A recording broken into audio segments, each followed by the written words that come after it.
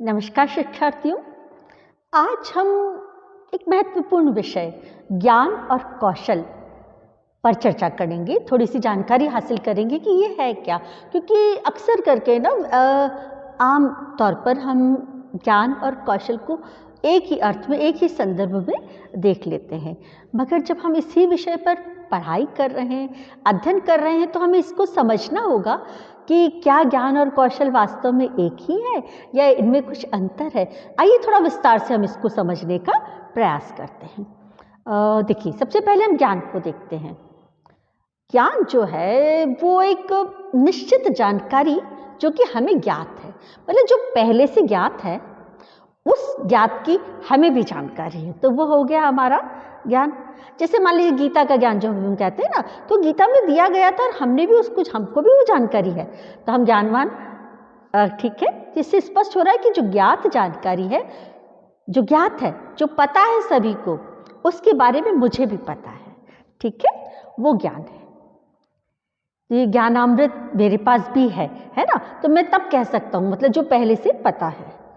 अब इसको हम ऐसे भी समझ सकते हैं कि जो ज्ञान है, वास्तव में जो हमारी ज्ञानेंद्रियां हैं, उनसे जो हमने प्राप्त किया है, मतलब ज्ञानेंद्रियों से प्राप्त बौद्धिक अनुभव जो है ना, हमारी जो ज्ञानेंद्रियां, आंखों से देखा, कानों से सुना, मस्तिष्क से समझा, स्पर्शेंद्रिय जो है उससे स्पर्श करके महसूस किया, तो ये जो ज्ञान जो हमने ज्ञानेंद्रियों के माध्यम से एकत्रित किया है, ठीक है, एक बौद्धिक अनुभव है हमारा, है उसे हम ज्ञान कहते हैं। ठीक है, ज्ञानेंद्रियों से प्राप्त बौद्धिक अनुभव ज्ञान कहलाता है।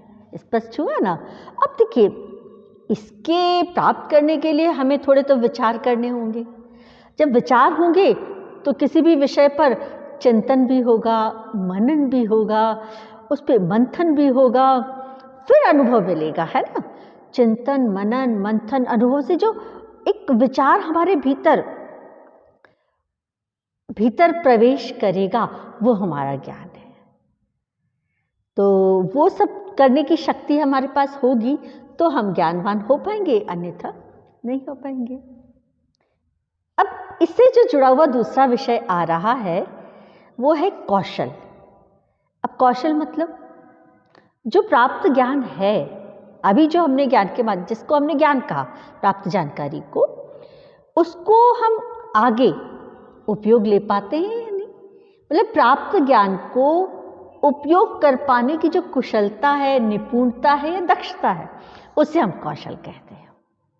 देखिए, थोड़ा सा अंतर हुआ ना, वो तो प्राप्त किया, और यहाँ जो प्राप्त कर चुके हैं उसका हमने उपयोग कर पाए, क्या उपयोग कर पाने की जो कुशलता है या उसमें प्रवीणता हासिल हो गई कि हाँ, उसको बेहतरीन तरीके से उपयोग कर पा रहे हैं, कर सकते हैं, तो वो हमारा कौशल हो गया। क्लियर। यहाँ एक चीज़ और आ रही है कि कोई भी नियत समय है, नियत ऊर्जा है, उसके साथ जो कार्य निष्पादन की जो क्षमता है, क्या मैं इतने समय में इस शक्ति के साथ इस कार्य को कर सकती हूँ, तो वो मेरी कुशलता है, वो मेरा कौशल है। स्पष्ट हो रहा है ना।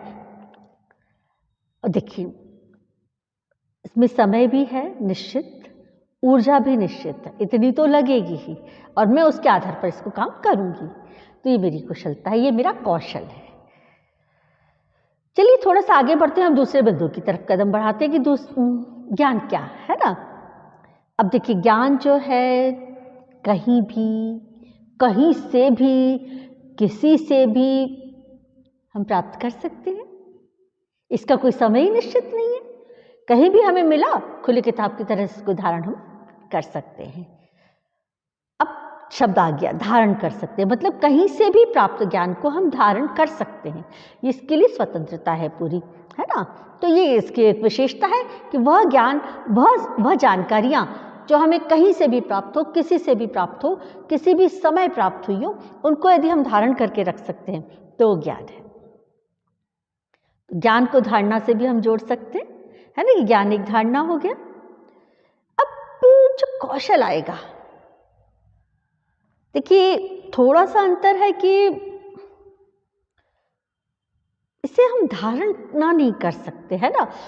जैसे अभी हमने ज्ञान के लिए कहा था कि कहीं से भी किसी से भी प्राप्त कर सकते हैं, इसी तरह से कौशल भी दो प्रकार से हम लोग प्राप्त करते हैं कुशलताओं को, औपचारिक रूप से या अनौपचारिक रूप से। अब देखिए औपचारिक रूप मतलब क्या, कि हमने किसी कुशल प्रशिक्षक से इसका प्रशिक्षण प्राप्त किया तो वो कौशल आया, तो उसको हम कहेंगे औपचारिक कौशल।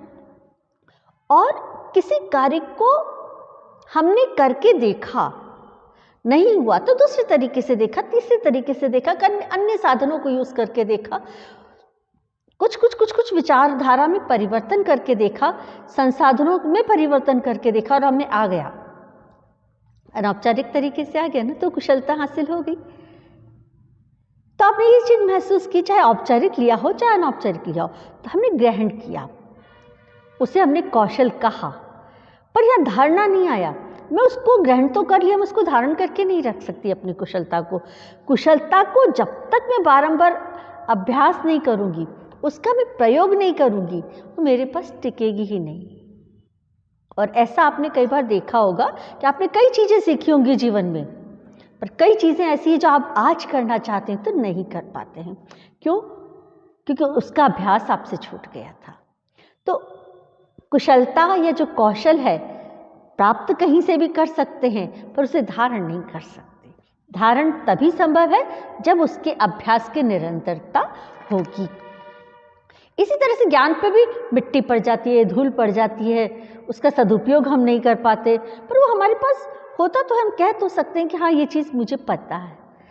वो मिट्टी हटी और समझ में आ जाता है कि हाँ ये मुझे पता है, पर उसका समय पे उपयोग नहीं कर रही, तो मेरे पास कुशलता नहीं है, मेरे पास कौशल नहीं है। क्लियर? तो ये दूसरा बिंदु भी मुझे लगता है सभी को स्पष्ट हो गया होगा।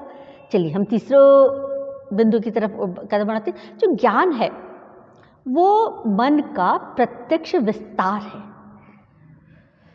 मैं जहाँ से भी जो भी जानना चाहती हूँ, मैं जानने का प्रयास करती हूँ, तो मेरा मन उसको तरफ मुझे प्रेरित करता है। मेरा मन का विस्तार जहाँ जहाँ जाता है मैं वहाँ से जानकारी इकट्ठी करती हूँ। तो मन का विस्तार है ये। और जो कौशल है वो हमारे प्राप्त ज्ञान का व्यावहारिक अनुप्रयोग है। प्राप्त ज्ञान का व्यावहारिक अनुप्रयोग मात्र क्या है? कौशल है ना, इसमें विस्तार नहीं है। ठीक है, इस बिंदु को थोड़ा सा और डिटेल में मैं आगे भी समझना चाहूंगी।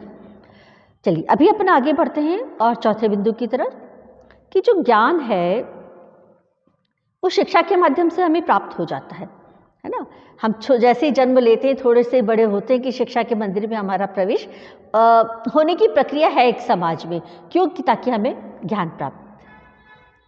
अब इसको ऐसे भी समझ सकते हैं कि जो ज्ञान है, जो तथ्यात्मक जानकारियां हैं उनसे परिचित होने को प्रकट करता है। जो तथ्यात्मक जानकारियां हमारे समाज में व्याप्त हैं उनसे हम परिचित हो गए, मतलब हमसे संबंधित में ज्ञान हो गए। जैसे हमने कक्षा पहली में प्रवेश किया तो जो तथ्य दिए गए हैं गणित से संबंधित प्रारंभिक अंक से, 0 से लेकर 10 तक, या तो वो जानकारियां हैं वो मुझे पता चल गई। इसका मतलब है मुझे वो ज्ञान आ गया। तो इसको आप इस तरह से देखिए कि जो तथ्यात्मक जानकारियां हैं उनसे परिचित होना मात्र, उससे हम क्या कहते हैं? ज्ञान, उससे प्रकट हो रहा है ना। परंतु जो कौशल है, कौशल विशिष्ट स्थितियों में जो ज्ञात है, हमें ज्ञान है हमारे पास, उस पर सदुपयोग की जो क्षमता है वो हमारे कौशल को प्रदर्शित करती है। मुझे सब कुछ पता है इसको ऐसे करना, पर मैं करती नहीं हूँ या कर पाती नहीं हूँ, तो मतलब मुझ में वो कौशल का अभाव है। स्पष्ट? तो ये जो कोई सा भी भले मुझे जानकारी है ना, तो ज्ञात ज्ञान के सदुपयोग की जो क्षमता है ये उसको संदर्भित करता है। कौशल प्राप्त ज्ञान के सदुपयोग की क्षमता को संदर्भित करता है। बिल्कुल स्पष्ट हो गया होगा मेरे हिसाब से, क्योंकि ये निरंतर अभ्यास से और अभ्यास की निरंतरता को बनाए रखने से ही कौशल आता है। देखिए दोनों चीजें आ गई। निरंतर अभ्यास से ही कुशलता प्राप्त होती है और कुशलता निरंतर अभ्यास से ही बनी रहती है। यदि निरंतर अभ्यास छूट गया तो कुशलता भी अक्सर करके हमसे छूट जाया करती थी। कौशल को बनाना है, कुशलता को बनाना है, तो निरंतरता एक अनिवार्य तथ्य के रूप में हमेशा साथ रहती है। अब देखिए, यहीं से जो 5वां बिंदु निकल कर आ रहा है वो यह कि ज्ञान जो है व्यापक होता है, असीमित होता है और उसमें विस्तार की भी संभावना बहुत होती है। जैसे मैंने बुद्धि क्या होती है पढ़ा, बुद्धि की परिभाषाओं को पढ़ा, बुद्धि के अर्थ को पढ़ा, पर कहीं जाके मुझे पता चला, किसी पुस्तक उठाई थी, वहां बुद्धि के प्रकार आ गए, तो वो तो मैंने नहीं, बुद्धि तो मैंने पढ़ी थी पर प्रकार मैंने नहीं पढ़े थे, है ना। तो ये क्या विस्तार है। और भी बहुत सारा विस्तार होगा, जैसे जैसे मेरे जानकारियों का प्रभाव होगा, मतलब बहुत विस्तार है, क्या क्या चीज़ नहीं है, मतलब कोई उदाहरण के माध्यम से मुझे समझने की क्षमता है। तो वो बिंदु जो मुझे पता है उसमें भी विस्तार की क्षमता है, वो विषय जो मुझे पता है, जिसकी मुझे जानकारी है, उसमें भी विस्तार की संभावनाएं हैं। क्यों? क्योंकि जो ज्ञान है असीमित होता है, उसकी कोई सीमा ही नहीं होती। मैं कभी कह नहीं सकती कि हाँ मुझे इस विषय पर पूरा पूरा ज्ञान है। क्यों? क्योंकि यह असीमित होता है। अब देखिए, यहीं से जो दूसरा शब्द लिया है ना अपन ने, कौशल, जब ज्ञान असीमित है तो कौशल जो है वो सीमित होता है। क्योंकि देखिए, ज्ञान का विस्तार मैं ले सकती हूँ, मैं हिंदी, इंग्लिश, विज्ञान, गणित और भी बहुत सारे विषय हैं जिनके बारे में जानकारियाँ हासिल कर सकती हूँ, पर उनका जो सदुपयोग है, जो कुशलता पूर्वक करना है, तो मेरी रुचि और मेरी क्षमताओं पर निर्भर करेगा। तो मैं हर क्षेत्र में तो अपनी उतनी कुशल नहीं हो पाऊंगी, है ना। तो मेरी जो कुशलता का क्षेत्र है वो कहीं सीमित संसाधनों की तरफ, सीमित क्षेत्रों की तरफ मुझे बढ़ाएगा। तो इससे सिद्ध होता है कि जो कौशल होता है वो सीमित होता है ना। कोई सा भी क्षेत्र हो सकता है, मैं एक क्षेत्र में कुशल हो सकती हूँ, 2 में हो सकती हूँ, 4 में हो सकती हूँ, पर अनेक में नहीं हो सकती, ठीक है। जबकि ज्ञान मुझे अनेक क्षेत्रों का हो सकता है, ठीक है, क्योंकि उसमें विस्तार है और इसमें सीमितता है। तो मुझे लगता है कि ये जो पॉइंट है ये भी थोड़ा तो स्पष्ट हुआ होगा, है ना। चलिए अपन आगे बढ़ते हैं छठे पॉइंट की तरफ। देखिए, ज्ञान का जो पाठ्यक्रम है ना वो निश्चित ही नहीं है। अभी तो अपन ने यही समझा ना, विस्तार है। यदि सीमित होता तो विस्तार नहीं होता ना, इसका अनंत है। कुछ भी चीज ऐसी हो सकती है जिसकी जानकारी हो सकता है संसार में थी, ब्रह्मांड में थी, हमें नहीं थी, आज हमें पता चला, तो इसको पाठ्यक्रम में हम सीमित नहीं कर सकते, ठीक है। तो इसका जो पाठ्यक्रम है वो सुनिश्चित होता ही नहीं है। पर हाँ, जो कौशल है इसकी सुनिश्चितता होती है, क्योंकि कौशल सुनिश्चित पाठ्यक्रम से ही बंधा होता है कि ये चीजें होंगी ही। इससे एक चीज और समझ में आ रही है कि जो ज्ञान है वो रोजगार को भी सुनिश्चित नहीं कर पाता। मैं बहुत ज्ञानवान हूं, मेरे पास ये डिग्री है, वो डिग्री है, ये डिग्री है, वो डिग्री, बहुत सारी डिग्रियां मैंने इकट्ठी कर ली, पर उन डिग्री की बदौलत मुझे रोजगार मिल पाएगा ये जरूरी नहीं। मैं सरकार को यदि कहूं या बैंक को कहूं कि मैं विद्वान हूं इस विषय की और मुझे इस विद्वता के आधार पर कुछ लोन चाहिए, तो क्या मुझे कोई देगा? नहीं ना, मुझे मेरे ज्ञान के आधार पर कोई लोन नहीं देगा, कोई मुझे उधार नहीं देगा, क्योंकि विस्तार है ना। हो सकता है मेरे से भी ज्ञानी ध्यानी कोई दूसरा आ जाए और मैं उस ज्ञान की बदौलत कुछ आपको चुका पाऊंगी, ये भी जरूरी नहीं। तो इस वजह से क्या होता है कि ये जो ज्ञान है इससे रोजगार की जो संबंधता है वो नहीं रहती। हम कहते हैं ना, हजारों डिग्रीधारी बैठे हैं जिन्हें कोई रोजगार नहीं है और सरकार दोषी। भाई सरकार का कोई दोष नहीं, हमारा ही दोष है ना कि वो ज्ञान का विस्तार हमारे पास नहीं, ज्ञान की कुशलता हमारे पास नहीं थी, इसलिए रोजगार नहीं मिला। अब देखो, सरकार ने भी इसको रोजगार से कैसे जोड़ा। आपको पता है, कौशल कुशलता जो है उसका पाठ्यक्रम निश्चित हुआ और उसकी रोजगार से भी संबद्धता है। मतलब मुझे रोजगार कोई दे ना दे, मैं खुद अपना रोजगार अपना बना लूंगी, क्योंकि मुझे कोई विशेष क्षेत्र का कौशल है, मेरे पास कुछ कुशलताएं हैं, तो मैं उन कौशल और कुशलताओं की बदौलत कमा के खा सकती हूँ आसानी से। आपको भी समाज में अपने अखबारों में चीज़ पढ़ी होगी ना, उस कौशल विकास योजनाएं चल रही हैं और कई कौशल ऐसे जिनके आधार पर सरकार सब्सिडी भी हमको दे रही। देखिए, ज्ञान के आधार पर नहीं मिल रही है ना, मैं बहुत ज्ञानवान हूँ, मैं चाहती हूँ कि ज्ञान को बांटूँ, प्रसारित करूँ, मुझे लोन दे दीजिए, मुझे कोई लोन नहीं देगा, मुझे कोई उधार नहीं देगा इस बात के लिए। पर हाँ, मेरे पास कुछ कुशलता है, मैं उसको आगे काम करना चाहती हूँ, मेरे पास कौशल है, मैं उसका प्रमाण दे रही हूँ और फिर मैं किसी से उधार मांगती हूँ उस कौशल के आधार पर, तो मुझे उधार मिल जाएगा, मुझे लोन मिल जाएगा, चाहे वो सरकारी हो, है ना, सरकारी हो, निजी हो, कैसा भी हो। तो निजी क्षेत्र हो, सरकारी क्षेत्र हो, मतलब मुझे उस कौशल, उस कुशलता के आधार पर उधार भी मिल जाएगा, लोन भी मिल जाएगा, मैं अपनी आजीविका को भी कमा के रख पाऊंगी।